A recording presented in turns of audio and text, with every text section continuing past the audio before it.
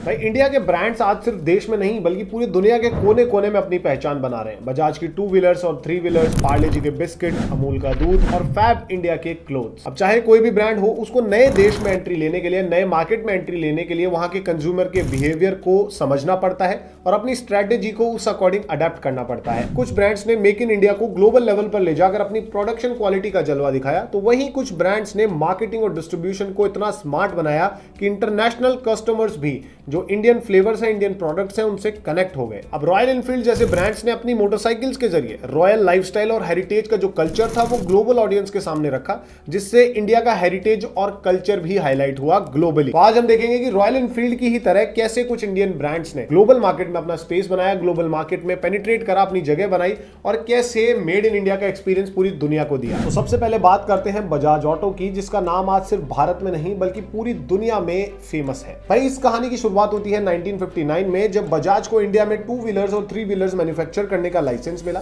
इन्होंने पियाजियो के साथ मिलकर अपना वेस्पा स्कूटर लॉन्च किया।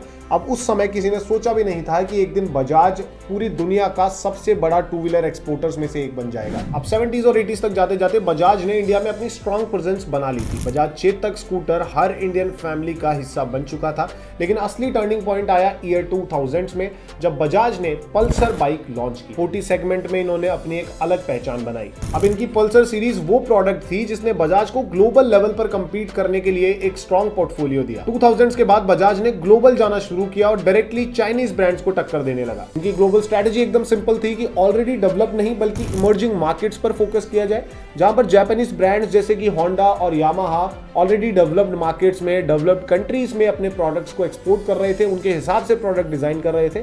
तब बजाज ने इमर्जिंग मार्केट्स पर फोकस करना शुरू किया। उन्होंने लैटिन अमेरिका, अफ्रीका और साउथ ईस्ट एशिया जैसे इमर्जिंग मार्केट्स में एंट्री दी। लेकिन इन इमर्जिंग मार्केट्स के साथ प्रॉब्लम एक थी कि यहाँ पर चाइनीज बाइक्स ऑलरेडी काफी पॉपुलर थी, लेकिन लोग फिर भी उनकी क्वालिटी से परेशान थे।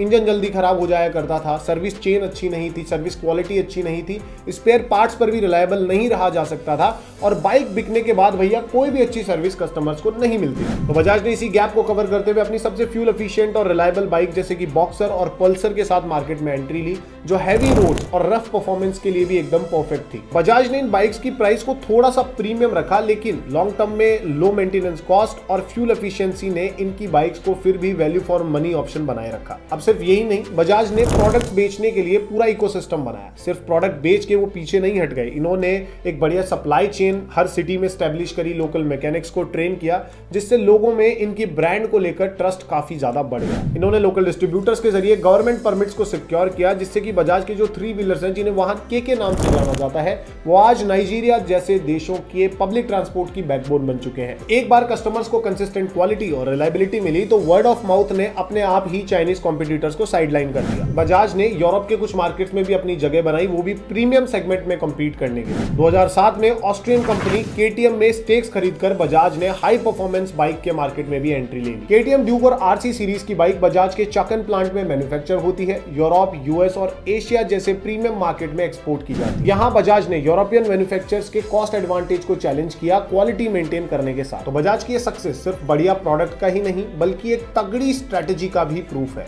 उन्होंने अपने आफ्टर सेल्स नेटवर्क और स्पेयर पार्ट सप्लाई को इतना स्ट्रांग बनाया कि चाइनीज जो कॉम्पिटिटर्स थे वो अपने आप ही साइडलाइन हो गए। साथ ही इन्होंने हर मार्केट के लोकल प्रेफरेंसेस के हिसाब से प्रोडक्ट्स को कस्टमाइज भी किया। लैटिन अमेरिका के पेरू और कोलंबिया में बजाज की प्रेजेंस इतनी स्ट्रांग हो चुकी है कि वहां के लोकल डिस्ट्रीब्यूटर्स खुद बजाज को प्रेफर करते हैं over importing local Chinese products. अब ब्रांड बिल्डिंग के मामले में भी बजाज ने एक बड़ा स्टेप लिया। The world's favourite Indian campaign के जरिए इन्होंने अपनी बाइक्स को सिर्फ सस्ती बाइक्स के रूप में नहीं बल्कि एक अफोर्डेबल एंड रिलायबल लाइफस्टाइल के रूप में पोजीशन किया। तो आज स्थिति यह है कि आज सिचुएशन यह है कि बजाज अपनी मैन्युफैक्चरिंग का 50% एक्सपोर्ट करता है और 70 प्लस कंट्रीज में अपनी बाइक्स और 3 व्हीलर्स बेचता है। अब जैसे बजाज की मोटरसाइकिल्स ने इंडिया से बाहर अपना जलवा दिखाया, तो वैसे ही पार्ले के स्नैक्स और बिस्किट सेगमेंट में पार्ले ने भी ग्लोबल रीच बनाई। भाई पार्ले की कहानी की शुरुआत हुई थी 1929 में मुंबई के विले पार्ले से। 1938 में इनका गुलको बिस्किट लॉन्च हुआ, जो बाद में फेमस पार्ले जी बना। और हालत ये थी कि भाई ये पार्ले जी बिस्किट हर घर का स्टेपल बन गया था।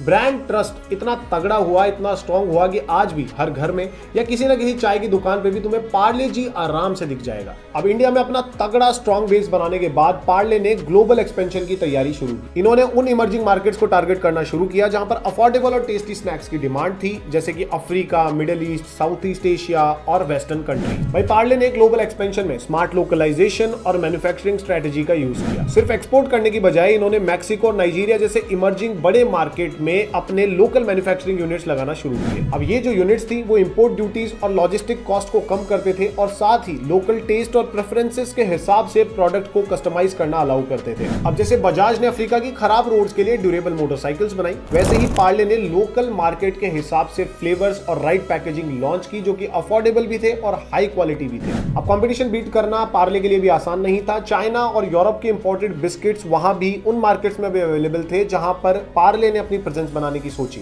लेकिन ये जो इंपोर्टेड बिस्किट्स थे या तो वो क्वालिटी में कमजोर थे, अफोर्डेबल नहीं थे या फिर लोकल टेस्ट के हिसाब से आइडियलाइज नहीं थे। पार्ले ने इसी गैप को टारगेट किया, एकदम अफोर्डेबल, क्वालिटी में कंसिस्टेंट और बढ़िया डिस्ट्रीब्यूशन लोगों को दिया। फाइनेंशियली भी पार्ले ने काफी स्ट्रॉन्ग परफॉर्मेंस दिखाई है। इंटरनेशनल मार्केट से इनका एवरेज $2 बिलियन का बिजनेस जनरेट होता है हर साल। अब ग्लोबल एक्सपेंशन के साथ साथ अपने डोमेस्टिक बेस को स्ट्रांगली मेंटेन करते हुए ये कंपनी चाइनीज और यूरोपियन इंपोर्टेड स्नैक्स को तगड़ी टक्कर दे रही है। तो कंसिस्टेंट टेस्ट, अफोर्डेबिलिटी और स्ट्रॉन्ग डिस्ट्रीब्यूशन, यही वो वैल्यूज हैं जो पार्ले को एक स्ट्रॉन्ग एफएमजीसी पावर हाउस बना देती है ग्लोबली। अब अगला जो ब्रांड है वो ओरिजिनली इंडिया से नहीं है, लेकिन इसे जो भी पहचान मिली है वो इंडियन मार्केट्स की वजह से ही मिली है। मैं बात कर रहा हूं रॉयल एनफील्ड की। अब रॉयल एनफील्ड की शुरुआत 1950s में इंडिया में हुई थी, लेकिन ये ओरिजिनली एक यूके की कंपनी थी जिसने इंडिया में लाइसेंस के जरिए मोटरसाइकिल मैन्युफैक्चरिंग शुरू की थी। 2000s के आसपास कंपनी ने अपनी स्ट्रॉन्ग आइडेंटिटी खुद बनाई। इन्होंने classic retro style motorcycles offer करी जो एक यूनिक एक्सपीरियंस देती थी, यूनिक राइडिंग एक्सपीरियंस देती थी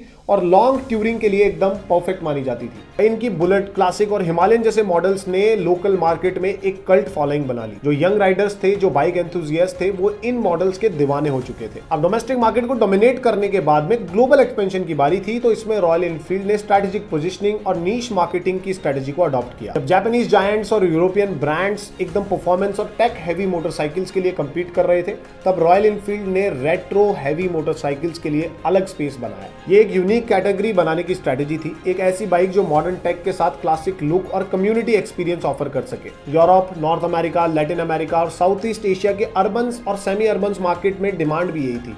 एक प्रीमियम नीश मोटरसाइकिल जो लीजर, पैशनेट राइडिंग के लिए, लॉन्ग राइडिंग के लिए एकदम परफेक्ट हो। अब रॉयल एनफील्ड ने भी ग्लोबल एक्सपेंशन के लिए लोकल डीलरशिप स्टैब्लिश करना स्टार्ट किए। यूके, यूएस, ब्राजील, थाईलैंड और ऑस्ट्रेलिया जैसी कंट्रीज में सर्विस सेंटर्स के लिए और स्पेयर पार्ट्स की अवेलेबिलिटीज के लिए इन्होंने लोकल डीलरशिप्स के साथ टाई अप किया, अपने खुद के नेटवर्क स्टैब्लिश किए और ये करके इन्होंने भाई तगड़ा ब्रांड ट्रस्ट बिल्ड कर लिया। अब इसी के साथ इन्होंने एक तगड़ी स्ट्रेटेजी ये यूज करी कि इन्होंने ग्लोबल राइडिंग इवेंट्स और कल्चरल इवेंट्स को प्रमोट करना स्टार्ट किया, जिससे इनकी लॉयल्टी बढ़ी और एक कल्चर क्रिएट हुआ।